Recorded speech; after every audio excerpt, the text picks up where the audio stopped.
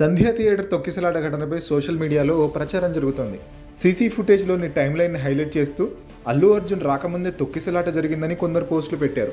నొప్పి మాయం, సర్జరీ దూరం. మోకాలు మరియు నడుము నొప్పులను ఇకపై భరించాల్సిన అవసరం లేదు. ఆపరేషన్ లేకుండా అత్యాధునిక చికిత్స. Indo British advanced pain clinic. సంప్రదించండి 9807556789.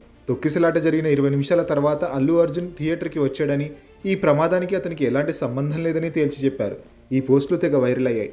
అయితే ఈ పోస్టులకు కౌంటర్గా మరికొందరు పోస్టులు పెట్టారు. మొత్తానికి దీనిపై పెద్ద రచ్చ జరుగుతోంది.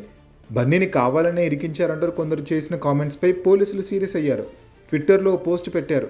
సంధ్యా థియేటర్ తొక్కిసలాట ఘటనపై సోషల్ మీడియాలో ఎవరైనా తప్పుడు ప్రచారం చేసినా, ప్రజలను అపోహలకు గురి చేసేలా వీడియోలు పోస్ట్ చేసినా కఠిన చర్యలు తీసుకుంటామని హెచ్చరించారు.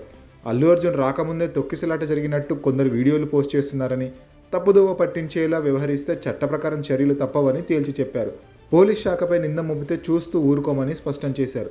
తప్పుడు ప్రచారాలను నమ్మొద్దని ప్రజలకు విజ్ఞప్తి చేశారు పోలీసులు.